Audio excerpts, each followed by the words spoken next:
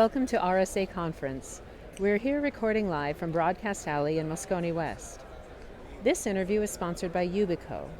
I'm your host, Mandy Logan, and joining me is Christopher Harrell, Chief Technology Officer at Yubico.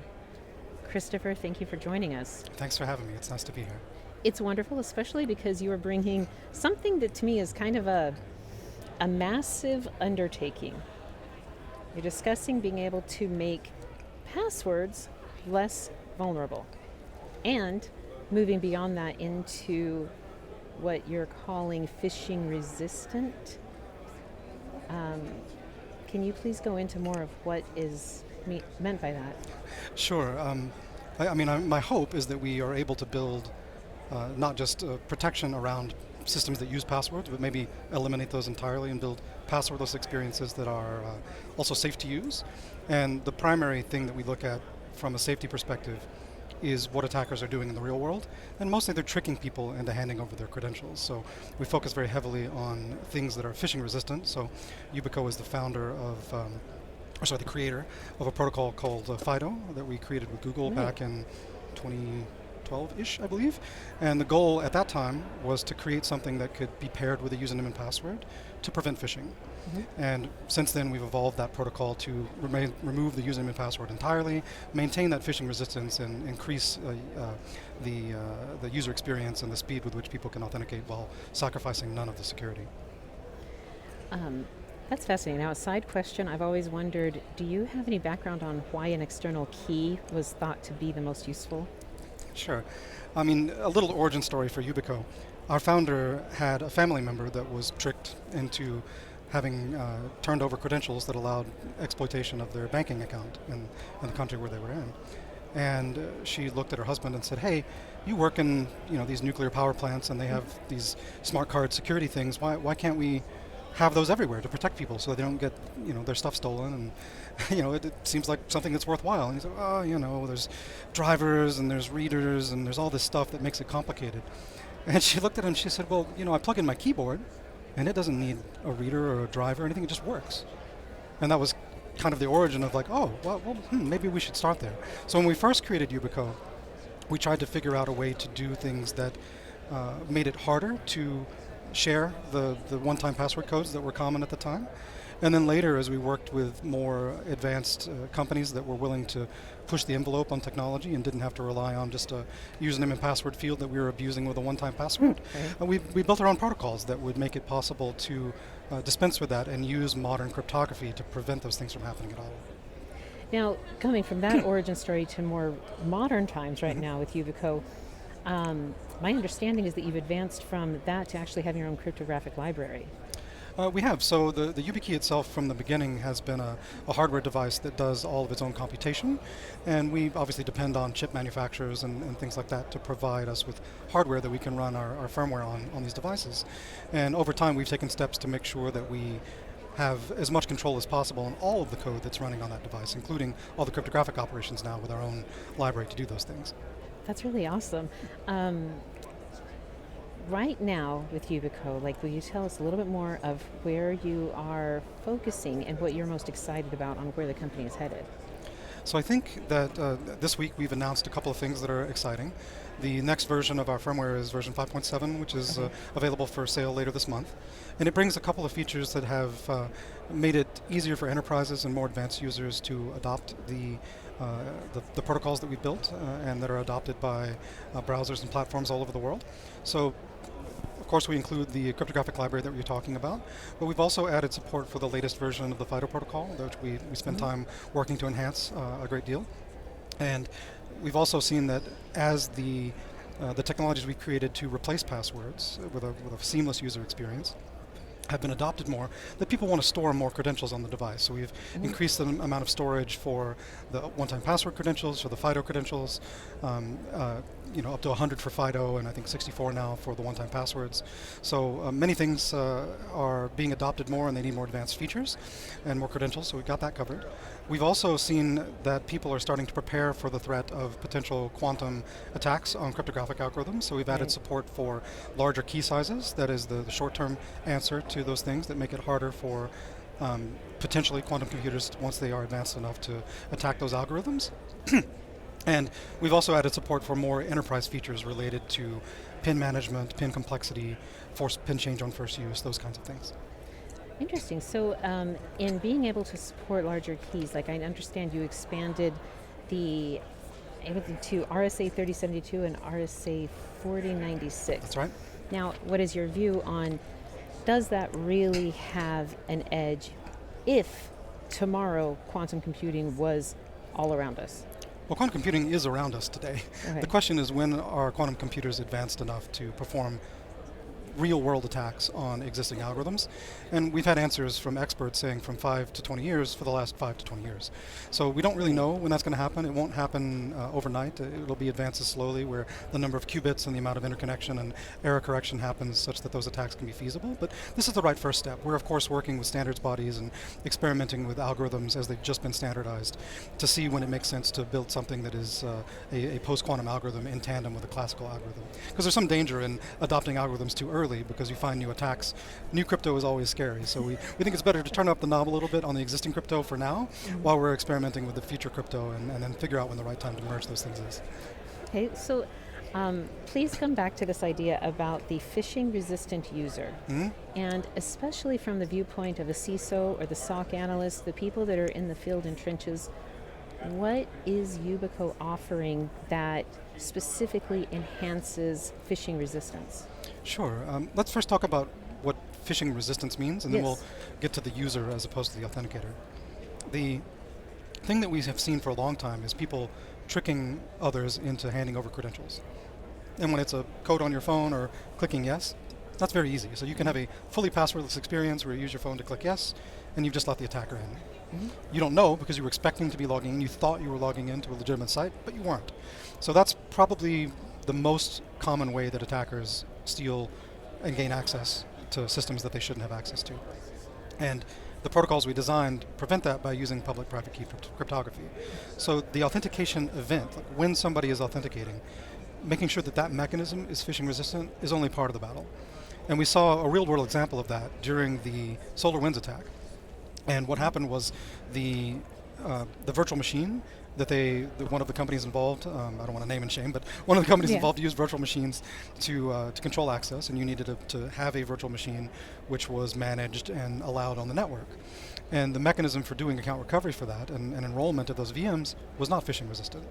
So when you close the front door and you put a lock on it and you prevent phishing there, if you haven't closed the other doors and locked them, the attackers just use those other doors as well. So when I think about a phishing-resistant user, it's not just an authentication event. It's the whole account lifecycle management. What happens when you enroll? What happens when you lose a device? What happens when you do something that's a step-up authentication? Are you asking the authentication to happen again? Because if you've got things like session theft or potentially not trustworthy devices, all those things have to be considered. So the whole phishing-resistant journey of a user, from onboarding to loss and recovery to offboarding. And that was actually one of my questions, was about the loss. Very quickly, can you give some information on how is loss attenuated once it happened? Yeah, absolutely. The simplest thing is we tell people, have two keys. Right. Most of the companies that we've talked to who were worried about things like, oh, what happens if I lose my key, find that for the most part people don't. Okay. Certainly if they're using a key built into a device or something and they lose the device or upgrade it or it gets stolen or broken, that's a challenge. But people haven't lost their house keys in a long time for the most part in professional settings, so it doesn't happen even though people are worried about it. The second thing we say is give them two keys, and then there's less likelihood of that happening, so that helps a lot as well. But eventually, there will be scenarios where people are traveling and lose things, or where their devices break, or where something happens, the cat eats it or runs off with it or gets dropped into a vent. Things happen, right? True. Lots of interesting things on Twitter have happened. We've been surprised. It's been fun. But yeah, we've actually announced a service that we've building with Okta first, and it's what we call pre-registration. Okay. So there's two problems with recovery and with onboarding for that matter. When you get a key, how do you enroll it? And depending on which IDP you have, it can be quite easy or it can be quite complicated. One of them has more than 30 steps that a user has to take to enroll a key. And some users just get confused or get stuck, and it really slows down the rollout. So we'd like to give them a key that will work right out of the box without sacrificing security. So this solution I'll describe solves that problem. Yeah. But we'd also like to be able to get people a key that just works with their account if they were to need a replacement of some sort. So the pre-registration solution is a where you have a workflow and an approval process that is outside of Yubico in a workflow management system, ServiceNow or Okta Workflows or something like that. And it tells Yubico, we'd like you to create a credential for this user. It creates it on a YubiKey.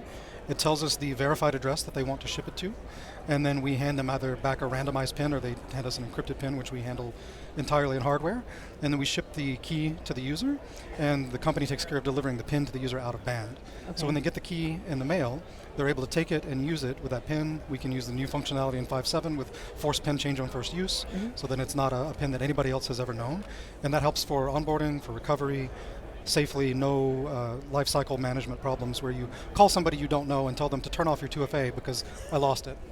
The number of people that have been attacked through that mechanism are too high, so we'd really like to get that service out. General available later this year and early access mid-yearish. So my understanding in the onboarding process is that there are controls built into YubiKey's setup that requires the PIN that is selected is not an easily guessable PIN. Yeah, absolutely. I actually forgot to mention that functionality earlier. So in version 5.7, we have the optional ability to have PIN complexity. And so PIN complexity is, it makes it so that the user can't choose something simple like 1111 or 1234. We find that beyond a small number, as specified in NIST, of static passwords or repeating patterns, that the passwords diversify enough, and with the lockout controls, you can't guess an infinite number of times. You have a number of tries and then the device is locked out. That provides a lot of comfort for enterprises as they're deploying and maybe have policies that require them to do something a little more than the baseline. And then from a risk perspective, it makes actually a surprisingly big difference. The number of people I've had in industry who were testing these keys early on who said, hey, I think this thing's broken. I said, hey, what PIN are you trying to set? And of course it was 1, 2, 3, 4, 5, 6. And you would assume not. You would assume of anybody in the industry would choose not to do that. Which shows why this control's important, even for people that know what they're doing. It reminds you. Absolutely. We are creatures of habit. Everything's temporary, right? It is. Oh my goodness. So I'm curious then, because the YubiKey itself has the fingerprint, the metric reader, correct? We do have a device that has fingerprints. Some do and some don't. So the YubiKey Bio has a fingerprint reader, and the others have a capacitive touch sensor that you pair with a PIN. Yeah. Oh, okay. Now, is there any specific benefit in making sure that something is phishing resistant that comes by virtue of having that biometric on the key? Yes and no. It's more about the context in which it's used. So both devices provide phishing-resistant protocols, and if you use those protocols, then the authentication event will be phishing-resistant. But where is the user using that? On what devices are they using it? And how does it work? We think of biometrics primarily as a convenience factor for a PIN, because when you enroll a biometric, you need to set a PIN. Even on your phone, when you set it up, it needs you to set a PIN, then you can set a biometric. And the reason for that is if your biometric gets locked out, or if you need to tie encryption material to something, you really need a PIN to be able to back that up. You know, if I hurt my hand or something like that, you really need a backup. So there are enterprise scenarios where you can not have a PIN and only have a biometric. You do supervised enrollment to make sure the person's only enrolling their fingerprint and not their friend's fingerprint or a rubber banana or whatever the case may be. But for the most part, end users have a PIN with which they use a fingerprint as a convenience factor. But that's important in the context of where you're using it. If you're using it in a public place where like typing your PIN might be not something you want to do. Compromisable, yes. So you can use the fingerprint and people can't oversee that. So it depends a lot. Always phishing resistant, but like local PIN overseeing, if that's important to you or if the convenience of biometric is important to you, get the biometric key. When we first demoed it, we actually had to slow it down and repeat it because the experience of logging in was so uncomfortable to people. You would walk up to a computer that was new, you'd never logged into before. You would plug in the YubiKey Bio, you'd touch the fingerprint sensor, and you were logged into your account. And people said, what just happened? Like, I didn't have to type in anything. Right. It was so fast, like, show me again. I don't, like, why was that? It didn't feel safe to them, because people think that security and usability, like, there has to be a little friction, or it doesn't feel safe. But I really love that we've managed to find a way to increase security and usability at the same time. Absolutely. I mean, being able to create, like you're talking about, the phishing-resistant user, that is a sense of comfort as an end user, and for, I think, all of the security team, everybody who is focused on this, through IT network, everybody who does that. And I just hope that maybe the fingerprint scanner would somehow help thwart the increase in deep fakes or in cloning, voice cloning being done, or anything else that was compromising users that much more quickly, where they actually were showing, well, here, this is my fingerprint, so it can't possibly be that. So fun. It's actually there's 2 points you brought up there that are kind of interesting. One is the convenience and the familiarity with biometrics. So when we first looked at doing biometrics, because we've been thinking about this for a long time, people really disliked them. They didn't want to use them. So it wasn't until consumer technology broadly had biometrics in them that people were feeling more comfortable about the idea of using them. So that, I think, was a prerequisite from a mentality perspective. Okay. But there's nothing about using a fingerprint that's more secure than using the PIN, unless you just happen to be in a place where the PIN can be overseen. The vast majority of your attackers, 99 and 5 nines worth of your attackers, aren't physically next to you, so you're always protected from that perspective. The idea that people now view biometrics as something that gives them more comfort, I think is good, because then they can adopt these technologies without feeling quite so apprehensive as they did before. That is wonderful. I want to thank you, Christopher, for being with us, and I definitely encourage everyone to go to securityweekly.com/Yubico RSAC to find out more. You can also check out all of our RSAC coverage at securityweekly.com/RSAC. Thank you for joining us today. My pleasure. Thanks.